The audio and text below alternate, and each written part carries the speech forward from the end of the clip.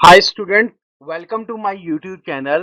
Student, हमारा आज का टॉपिक है जो बहुत ज़्यादा इंपॉर्टेंट है और मैग्नेटिज्म में एक अहम टॉपिक है, that is state and prove Biot Savart law. तो बहुत ज़्यादा इंपॉर्टेंट है, इसमें बहुत सारी इसकी एप्लीकेशन भी हम आइंदा आने वाले वीडियोस में हम इसको देखेंगे और एग्जामिनेशन पॉइंट ऑफ व्यू से भी ये टॉपिक बहुत ज़्यादा इंपॉर्टेंट है मैग्नेटिज्म में। तो चलिए अब हम इसकी डेरिवेशन और स्टेटमेंट की तरफ बढ़ते हैं।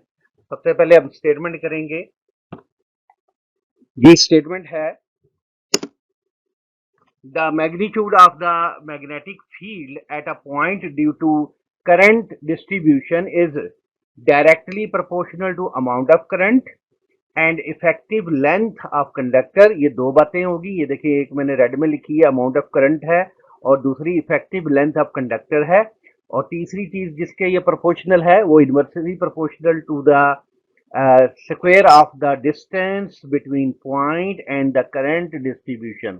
तो जिस पॉइंट के ऊपर आप मैग्नेटिक फील्ड मालूम कर रहे हैं वहां से और अफेक्टिव लेंथ जो करंट की करंट कैरिंग कंडक्टर की आप ले रहे हैं वहां से जो डिस्टेंस है उसके स्क्वायर के इनवर्सली प्रोपोर्शनल होता है। तो ये तीन बातें हैं बियॉट सिवेट लॉ में। ये एक मैंने रेड कलर में लिखी है, अमाउंट ऑफ करंट, और एक ये मैंने ब्लू कलर में, पर्पल कलर में लिखी है, ये लेंथ ऑफ कंडक्टर है, और एक ग्रीन कलर में ये पॉइंट के दरमियान और लेंथ एलिमेंट के दरमियान जो डिस्टेंस है उसके स्क्वायर के इनवर्सली प्रोपोर्शनल होती है।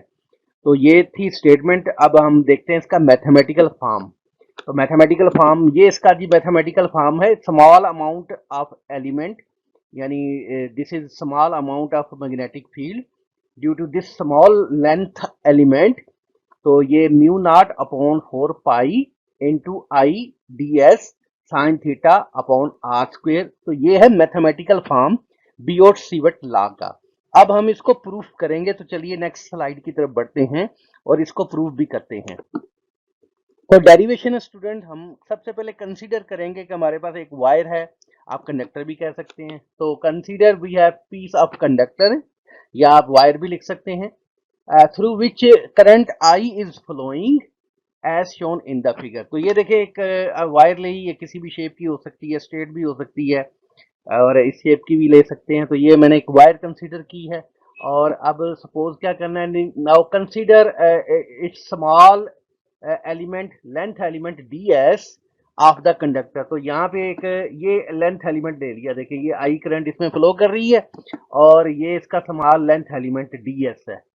ठीक हो गया जी। सो नेक्स्ट, ये मैग्नेटिक फील्ड है। आपने पढ़ा हुआ है कि किसी भी करंट कैरिंग करंट कंडक्टर के अराउंड एक मैग्नेटिक फील्ड जरूर बनता है जो सर्कुलर पाथ में होता है, जिसकी डायरेक्शन हम राइट हैंड रूल लगाकर मालूम भी कर सकते हैं कि वो क्लॉकवाइज है या एंटी क्लॉकवाइज है। तो अभी ये डायरेक्शन करंट, अगर हम थंब अपना करंट की डायरेक्शन में लें और वो अपवर्ड बन रहा है, तो यहाँ पे जो मैग्नेटिक फील्ड की जो डायरेक्शन है वो आपकी काउंटर क्लॉकवाइज बन रही है। ठीक हो गया। तो अब हमने क्या कंसीडर करना है, the direction of magnetic field would be in circular path around the wire as shown in the figure. तो ये जो डॉटेड सर्कल आपको नजर आ रहा है, तो ये दर हकीकत मैग्नेटिक फील्ड है जो कि इस करंट कैरिंग कंडक्टर के अराउंड बन रहा है, जो कि एंटी क्लॉकवाइज डायरेक्शन में होगा।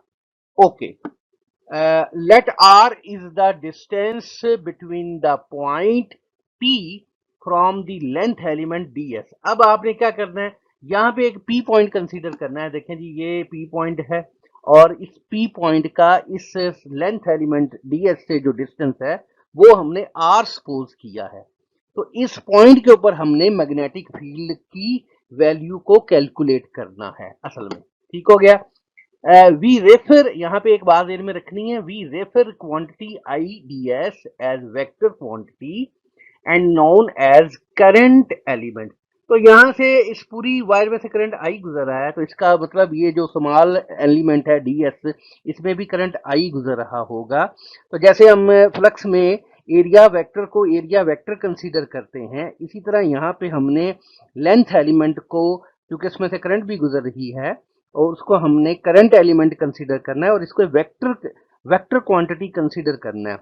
तो वेक्टर में इसकी डायरेक्शन करंट की डायरेक्शन में लेनी है इस एलिमेंट की, और जो इसका एरिया होगा वो इसकी मैग्नीट्यूड होगा।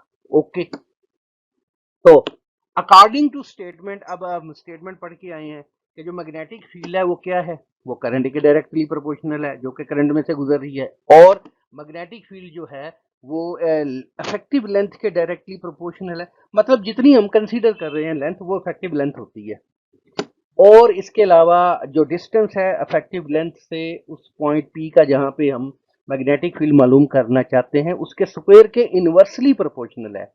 तो ये तीन बातें थी स्टेटमेंट में, इनको हमने मैथमेटिकल फॉर्म में लिखा। अब हम इन तीनों को कंबाइन करेंगे तो ये देखें जी, इन तीनों को कंबाइन किया तो ये फॉर्म इस तरह का बन जाएगा। ठीक है, अब यहाँ से हम क्या करेंगे, प्रोपोर्शनैलिटी साइन को रिमूव करेंगे और इक्वालिटी लगाएंगे। तो यहाँ पे इक्वालिटी आ गई and we have to put a constant over there. ठीक हो गया। अब हर कांस्टेंट के हमने नाम, सिंबल, उसकी कोई मैग्नीट्यूड या उसकी कोई डेफिनेशन, यूनिट वगैरह, ये सारी चीजें हमने लिखनी होती है। तो यहाँ जो कांस्टेंट है जी, ये कांस्टेंट है म्यू नॉट अपॉन 4 पाई। यहाँ पे ये कांस्टेंट यूज किया गया है। तो यहाँ पे ये जो चीजें हैं, अब मैं इनका नाम और सिंबल भी आपको और इसका ये यूनिट भी बताता हूँ, वैल्यू भी बताता हूँ।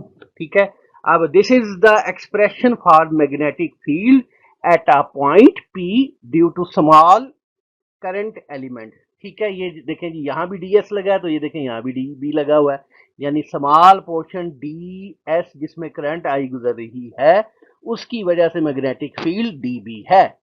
और अब हम क्या करेंगे, यहाँ पे इसकी वैल्यू लिखेंगे, here mu naught upon 4 pi is proportionality constant. तो ये दर हकीकत ये जो वैल्यू है ये प्रोपोर्शनैलिटी कांस्टेंट है।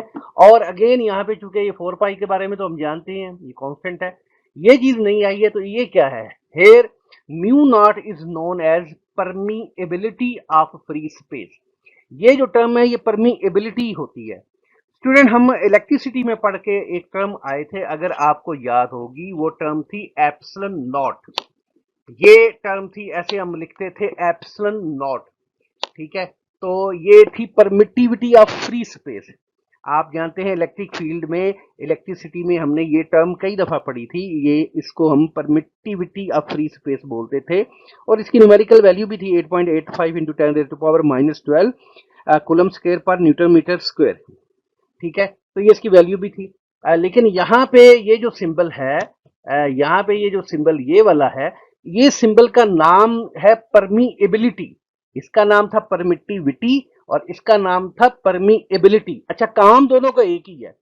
ये भी मीडियम की खासियत है, प्रॉपर्टी है कि इतनी इलेक्ट्रिक फील्ड को अंदर जाने देती है, अपने में से पास थ्रू होने देती है। तो यहाँ भी ये भी मीडियम की खासियत है कि वो मैग्नेटिक फील्ड को कितना अपने अंदर से पास करना अलाउ करती है। तो नाम बस यहाँ परमीएबिलिटी हो गया, सिंबल म्यू नॉट हो गया, काम वही जो ये वाला काम करता था। जो इसकी इंपॉर्टेंस थी इलेक्ट्रिसिटी में, वही इसकी इंपॉर्टेंस है मैग्नेटिज्म में। ठीक है, और इसकी पर्टिकुलर वैल्यू होती है 4 pi into 10⁻⁻7 weber per metre per ampere भी लिख सकते हैं, और ये यूनिट भी लिख सकते हैं टेस्ला मीटर पर एम्पियर। जो आपको आसानी से याद हो आप इसको लिख सकते हैं। ठीक है, अब आगे बढ़ते हैं। यहाँ पे इन वेक्टर फॉर्म, हम इसको वेक्टर फॉर्म में भी लिख सकते हैं। देखिए कैसे लिखेंगे जी, देखें, आपने किसी भी चीज को वेक्टर बनाना है तो आपको क्या करना है, आपको एक यूनिट वेक्टर लगाना है, इसके साथ आपको यूनिट वेक्टर से मल्टीप्लाई कर देना है, तो वो चीज क्या बन जाएगी, वो चीज वेक्टर बन जाएगी। ठीक हो गया। अब ये यूनिट वेक्टर है, आप जानते हैं यूनिट वेक्टर को हम कैसे लिख सकते हैं, वेक्टर अपॉन इट्स मैग्नीट्यूड। ठीक हो गया, यूनिट वेक्टर क्या होता है, वेक्टर अपॉन इट्स मैग्नीट्यूड। ठीक हो गया। अब ये भी एक, ये क्वांटिटी भी हम इसको पीछे वेक्टर डिक्लेयर करके आए थे। स्टूडेंट, आपको अभी याद होगा कि 2 स्लाइडें पहले मैंने बोला था कि ये जो क्वांटिटी है ये वाली, ये वेक्टर क्वांटिटी के तौर पे हमने इसको ट्रीट करना है और इसको हमने करंट एलिमेंट बोला हुआ है। ठीक है, तो नेक्स्ट स्टेप में आपने इसको वेक्टर के अंदाज में लिख देना है। अब देखें थे, आपके पास दो चीजें हैं, दोनों वेक्टर हैं, एक ये वेक्टर है और एक ये, दोनों मल्टीप्लाई की फॉर्म में है। तो या तो हमने यहाँ इसके बीच में डॉट लिखना होता है या क्रॉस लिखना होता है। अब डॉट लिखना है या क्रॉस लिखना है, इसका डिसीजन ये क्वांटिटी करती है, ये पीछे इक्वल के जो साइड पे लिखी हुई है। अगर तो ये वेक्टर क्वांटिटी है तो भाई फिर इधर आपने क्रॉस लगाना है, अगर ये वेक्टर क्वांटिटी नहीं है तो फिर इधर आपने डॉट लगाना होता है। तो मैग्नेटिक फील्ड और इलेक्ट्रिक फील्ड दोनों ही वेक्टर क्वांटिटीज होती हैं। बेसिकली ये फोर्स होती है, फोर्स क्वांटिटी जो होती है वो वेक्टर क्वांटिटी होती है। तो दैट्स वाई अब हमने इधर क्या लगाना है, वेक्टर की फॉर्म में लिखने के लिए इधर हमने क्रॉस प्रोडक्ट की शक्ल में इनको लिख देना है, और ये आर इस आर से मल्टीप्लाई होगा तो आर क्यूब हो जाएगा। ठीक है, ये है vector form of Biot Savart law due to small length element. ठीक है, इसको वेक्टर फॉर्म भी हम बोलते हैं। मजीद आप इसको अगर आपने पूरी लेंथ की वजह से, होल डिस्ट्रीब्यूशन ऑफ करंट और पूरी कंडक्टर की लेंथ की वजह से अगर आपने मैग्नेटिक फील्ड मालूम करना है किसी पॉइंट के ऊपर, तो आप इसको दोनों साइडों पे इंटीग्रेट कर देंगे, तो यहाँ से ये डी खत्म हो जाएगा, खाली बी रह जाएगा और इसके ऊपर इंटीग्रेशन आ जाएगी। ठीक हो गया। और अगर आप इसको मैग्नीट्यूड फॉर्म में लिखना चाहते हैं तो ये इसका एक और भी लिखने का अंदाज है, ये आपने ए क्रॉस बी वाला फार्मूला ओपन कर लेना है। यहाँ से ए क्रॉस बी वाला फार्मूला लिखेंगे तो ये देखें I D S R sine theta आ जाएगा। अब ये एक आर इसके एक आर से कट गया, ये आपके पास फाइनल फॉर्म आ गया किसका, बियोट-सीवत लॉ का। तो ये मैग्नेटिक फील्ड मालूम करने का फाइनल तरीका ये है, दिस इज कॉल्ड बियोट-सीवत लॉ, और ये इसका मैथमेटिकल फॉर्म है। स्टूडेंट, ये था आज का टॉपिक। इंशाल्लाह उम्मीद है आपको समझ आ गई होगी। आप कमेंट्स में अपनी आरा से आगाह करते रहिएगा। तो नेक्स्ट वीडियो में मिलते हैं। टिल देन, अल्लाह हाफिज।